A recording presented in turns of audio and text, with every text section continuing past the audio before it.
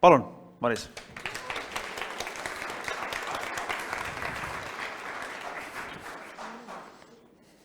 Tere ka minu poolt ja tervitan teid siis Tartu Loodusmaja ja Rohelise kooli programmi meeskonna poolt. Ja olles nüüd siin viimased 6 aega väga pingsalt teie taotlusi vaadanud ja kirjutanud siis erinevaid tegevusi ja mõtteid teie kohta välja, siis minu ja tegelikult kogu meie meeskonna poolt väga-väga suur tunnustus ja tänu teile selle töö eest, mida teie iga päev oma töökohas teete, et see töö ja see teie roll nende laste ja noorte suunamisel, nende maailmavaate kujundamisele on lihtsalt ülioluline. Ja mina siis meenutan lühidalt seda, mis on toimunud sellel õppeaastal Rohelise kooli programmis. Nagu te kindlasti ju kõik teate, siis oleme osa ülemaailmsest programmist ja praeguseks on see programm 73 riigis ja sinna on haaratud 48 700 õppeasutust, üle 20 miljoni õpilase ja välja on antud siis 19 000 rohelippu. Et vahel võite ka enda tegevus siis selles kontekstis mõtestada, et ka Ruanda lapsed ja Jamaika lapsed teevad siis midagi väga sarnast, aga oma riigis, oma looduses. Ja tegelikult siis selle mõtte me siin natuke hiljem teieni toome ka veel rahvusvahelise tervituse näol. Ja kodumaale tulles siis Eestis on juba natuke üle 200 õppeasutuse programmi liikmed. Rohelipu omanikke koos nendega, kes siis täna selle lipu vastu võtavad, on 108 ja väga suur number on minu meelest 38 õppeasutust, mis liitus sellel õppeaastal programmiga. Ja Eevaga eile õhtul veel vaatasime, et mis on siis nende koolide ja lasteaedade proportsioon nende 38 hulgas ja oli nii enam-vähem täpselt pooleks. Et võib siis öelda, et nagu koolide proportsioon on hakanud nagu suurenema võrreldes varasemate aastatega. Siis vaatasin ka neid teemasid, mis siis teie sügisel meile ütlesite, et mis te olete valinud selle Rohelise kooli aasta teemadeks. Et see on lihtsalt siis selline väike vahva statistika ja eks meile siis ka teadmiseks, et millised teemad saaksid ka siis meie poolt teid toetada. Ja prügi ja jäätmed, need 2 Rohelise kooli teemad on eraldi, aga kokku panduna, sest nende see piir on selline hägune, et 123 õppeasutust tegeles siis nende teemadega süvitsi ja ma usun, et tegelikult siis olulisel määral kõik meie võrgustiku õppeasutused on oma jäätmete sorteerimise süsteemid ja jäätmete vähendamise väga põhjalikult ette võtnud. Loomulikult meie elurikkus ja ka mitte vähem tähtis siis tervis ja õueala, vesi ja nii edasi, et siis võib-olla need transport ja kliimamuutused on sellised raskemad teemad võib-olla, et mõelda, et mida ja kuidas siis lastele nende kohta rääkida. Aga muidugi suures osas enamus teemasid on ju omavahel seotud ja põimunud ja kliimamuutustest rääkimisest või kliimamuutustele mõtlemisest ei saa me pea ühegi teema puhul enam mööda. Ka sellel aastal toimus nii-öelda vana hea digikoristusnädal. Jaanuari lõpus koristasid vähemalt 185 õppeasutust oma kettaid, drive, telefone, arvuteid. Et meil on hästi hea meel, et te sellega väga hästi kaasa tulete ja nagu ma juba ühel seminaril mainisin ka, et mina rääkisin just sellest digikoristusnädalast Marokos, kus oli siis ülemaailmne rohelise kooli koordinaatorite kokkutulek ja inimesed olid väga vaimustuses. Väga paljud ütlesid, et nad pole isegi teadvustanud endale digiprügi olemasolu ja et meie väike Eesti nii agaralt tegelikult siis sellisel moel energia kokkuhoiuga tegeleb, see oli muljet avaldav ja nüüd siis sügisel räägib Liina tervele maailmale FE-seminaril sellest, et kuidas me seda tegime ja mida me selle raames siis tegime. Siis oli selline üritus nagu kliimajooks, mis siis toimus Šotimaalt Egiptusesse, et viia sellele rahvusvahelisele kliimakohtumisele 6. novembril sõnum, et meil saab aeg otsa ja maailmas siis jooksid ka roheliste koolide õpilased, sõitsid ka rattaga, andsid edasi seda sõnumit, seda teatepulka ja meie eestlased jooksid siis Mustamäel Männi pargis 140 õpetajat 14 õppeasutusest ja aitäh Lehola lasteaed, et selle ette võtsite, need inimesed kaasasite ja tegelikult tänu sellele ka päris sellise suure meedia tähelepanu pälvisime, et sellisest heast algatusest on, ma arvan, et väga palju kasu. Siis veel üks FE poolt ellu kutsutud kampaania Literless Plus, mille raames siis on olnud võimalus jagada teile näiteks viktoriini küsimusi, säästliku tarbimise väljakutse ideid ja toimus ka ringmajanduse teemaline projektikonkurss, kust mitmed meie õppeasutused võtsid osa ja siis Padise põhikool ja Haabersti Vene gümnaasium said ka toetuse oma ringmajanduse teemalise idee toetuseks, nii et väga tublid, et see nagu mõte üles nopiti ja nii hea siis see projekt kirjutati, et väiksest riigist kaks asutust on, ma arvan, juba väga tugev näitaja.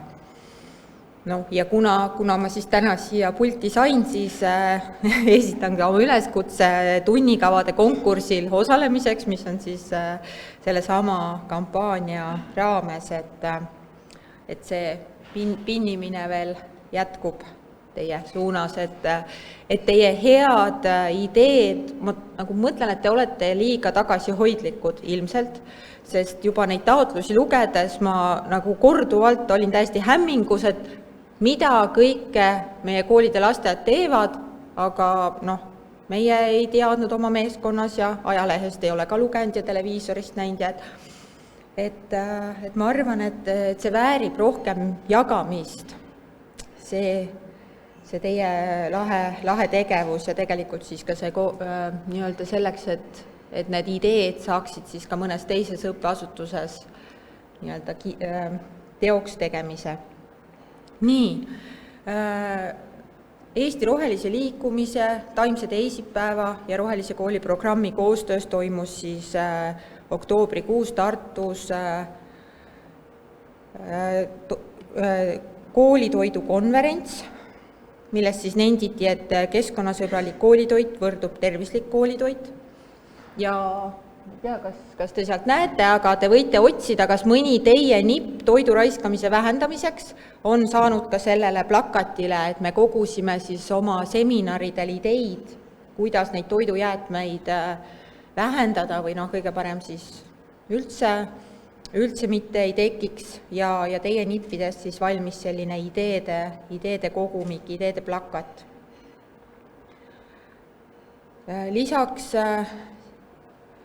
Lisaks tooksin välja siis need konverentsid, mida õppeasutused ise omal initsiatiivil korraldasid ja teisi sinna osalema kutsusid, et Laagri lasteaia keskkonnahariduslik konverents Roheline tulevik, Pärnu keskkonnateemaline noortekonverents koostöös Pernova loodusmaja, Pärnu ühisgümnaasiumi, Pärnu Kuninga tänava põhikooli ja noortekeskusega Huub ning Pelguranna lasteaia keskkonnahariduslik konverents Näen looduses liitlast.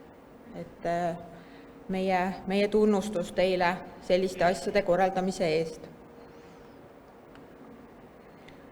Valmis üks raamat, veebiraamat, Õppeaed sügisest sügiseni. See on siis koostöös ühe meie teise partnerprogrammiga Kasvades oma toiduga, mis on siis Lõuna-Eesti programm, ja valmis siis õppeaia loomise väga-väga põhjalik abimaterjal, mis on veebis kättesaadav teile kõigile. Et isegi kui teile tundub, et te juba kõike teate, siis ma ikkagi soovitan selle avada, kerida ja vaadata, kas nende vahekultuuride või talikülviga on ikka kõik juba selge või saata siiski häid ideid sealt. Mina tean, kui suur töö läks sinna kogumikku.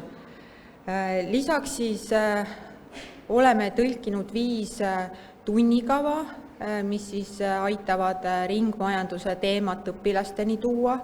Kuna siin on natuke veel kujundamist, et siis ma arvan, et me peatselt või siis nii-öelda sügisveerandi algul saame seda põhjalikumalt tutvustada, aga võite siis juba olla teadlikud, et selline plaan ja selline asi on valmimas. Ja siin üks slaid eelmise aasta ettekandest, aga kuna ta jätkuvalt kehtib, siis tegelikult meie võrgustikus on võimalik siis laenutada Tartu Loodusmaja rändnäitust 6. laine. Nii. Võrgustiku seminare toimus võib-olla vähem kui varem, aga olid sellised sisukad ja toredad kohtumised teiega ja väga paljud on valesti ütelda, aga kindlasti väga mitmed teist said olla vastuvõtja rollis, kui siis Lõuna-Eesti õpetajad tulid külastama Tallinna õppeaedu, said sooja vastuvõtu ja väga huvitava kogemuse võrra rikkamaks. Samuti käisime siis teises Eesti otsas Vasseliinas tutvumas Triinu permakultuuri aia tegemistega ning lisaks olid siis ka mõned seminarid toidutaimede kasvatamisest õppeaiast diamorfiini juhtimisel ja temalt jäi siis kõlama selline mõte, et enamasti lasteaeda lõpetades lapsed oskavad veel ise toitu kasvatada, aga et kuidas jõuda siis selleni, et nad kooli lõpetades ikka veel oskaksid või jälle oskaksid. Ja kevadel olid meil merereostuse teemalised seminarid Tallinnas ja Pärnus. Samamoodi Helen Orav-Kotta, kes siin ennem rääkis, tema koos Jonne Kottaga tegid siis väga sisuka ja toreda seminaripäeva meile. Ja Tartu Loodusmajas toimus taimetervise nädal, sealt eest laua pealt leidsite ilmselt selle taimeinspektori töövihiku, et on olnud väga huvitavad selle teema nagu tutvustamise ja avamise seminarid siis nende poolt. Webinarid olid meil loomulikult juba klassikaks saanud, kust ja kuidas alustada Rohelise kooli 7 sammu alustavatele õppeasutustele või siis ka tuge vajavatele, et siis teeme 4 seminari, kus siis meie räägime natuke, kuidas see asi nii-öelda pärast paberi peal peab välja nägema, mida oodatakse, ja siis õppeasutused ise räägivad hästi praktiliselt sellest, et kuidas nemad ühe või teise teema all on siis omi asju teinud. Ja samuti olid sügisel siis ka kliimamuutuste teemalised seminarid, et ilmselt sellest rääkimisest ei saa veel piisavalt, et oli päris palju uut infot, et nagu ikka seminarid, veebiseminarid on järelvaadet, seda Ülo Manderi seminari ei väsi siis rõhutamast, et kuulake, vaadake veel kord. Ja uue aasta alguses siis nägite, see transpordi teema on selline vähem valitud, vähem käsitletud teema, tegime siis kogemusseminarid koolidele, lasteaedadele, kus siis erinevad asutused jagasid oma ideid ja tegevusi nende teemade kohta. Aitäh teile, et see on nagu nii hea tunne, kui sa pöördud õppeasutuse poole, palud tal tulla esinema mõnel seminaril ja ma ju tean ise ka seda, et ega kellelgi ei ole aega üle ja alati on midagi väga vajalikku teha, aga see, kui sealt tuleb, et jah, loomulikult ma tulen, jah, loomulikult ma jagan, siis see teebki selle võrgustiku toimimise nii mõnusaks. Et veel kord siis aitäh kõigile, kes seminaridel oma õppeasutuse kogemust jagasid. Jagasime infot ka inglisekeelsete seminaride, veebiseminaride kohta. Loodan väga, et teil on olnud võimalus osaleda, et avardab kindlasti seda maailmapilti natuke teise nurga alt ilmselt räägitakse, kui meie ja ka teemade ring, mis kaetud saab laiem, kui osalete erinevate korraldajate üritustel. Märtsis oli ka 3 õppepäeva Rohelise kooli töörühma õpilastele. Ma juba nägin elevust, juba keegi tundis ennast ära siin pildi peal, et olid vahvad õppepäevad siis seal talve ja kevade piiril, et Aegviidu metsas olid lumehanged, järgmine päev Silmal mere ääres oli juba siuke hästi kevadine. Ja tegelikult siis õpetajad ja õpilased kinnitasid, et see on väga oluline, neil samamoodi saada oma töörühmaga üksteisega paremini tuttavaks, sõita kuskile ja näha neid teisi õpilasi teistest koolidest, et jaa, teie teete ka, meie teeme ka, kuidas teie teete, kuidas meie teeme, et me siis kindlasti sooviksime jätkata ka seda tüüpi üritustega. Ja siin siis ongi ühed rõõmsad lapsed ilusas Eesti kevades Soomaal. Ja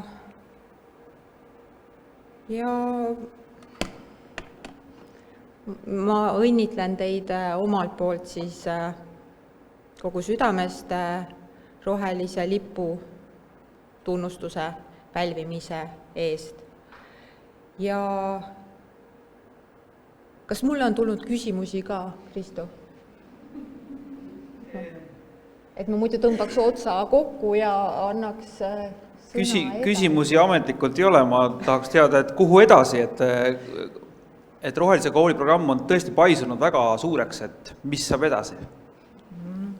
Siis me jätkame ja kogu aeg tahame paremini, et mida me hästi tahame käima saada, on siis see, et juba õppeasutused omavahel hakkaksid üksteist nagu rohkem toetama ja julgustama ja nii-öelda ikkagi nagu oma kogemust jagama, et meil on väga palju selliseid õppeasutusi, kes kuidagi on ülitublid, väga hästi käima saanud ja ma arvan, et see oleks ka neile selline tore uus väljakutse siis aidata võib-olla mõnel teisel see käivitada, aga muidu on ju see, et kogu aeg ju tulevad uued lapsed peale, et ega nagu valmis ei saagi saada, õnneks. Et ma arvan, et me jätkame ja kui meil on nii toredad õpetajad, siis on see võimalik. Ja ma siis nüüd lähen siit edasi sellega, et paljud teist on liitunud ka meie toreda partneriga, Taimse teisipäeva programmiga. Me jagame sama eesmärki ja siis sellepärast oleme me siis üksteist võimendanud ja teinud koostööd ja Madli Murumaa, kes on siis Taimse teisipäeva programmi koordinaator, annaks omalt poolt siis üle Taimse teisipäeva tunnustuse 3 meie võrgustiku õppeasutusele. Ja minu poolt siis aitäh teile veel kord.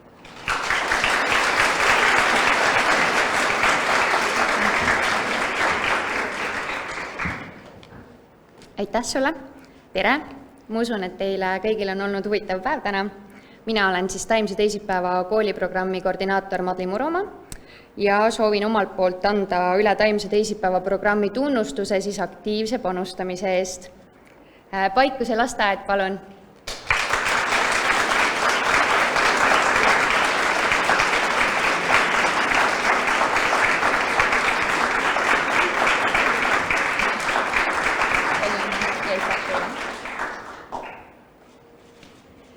Merivälja lasteaed.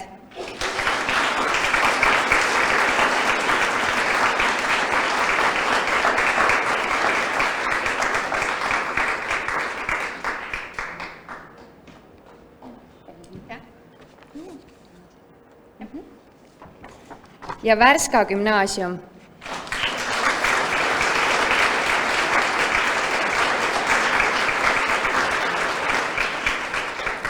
Värska gümnaasium, mis täna puudub ka, et selle ma loodan, siis annab edasi Tartu Loodusmaja.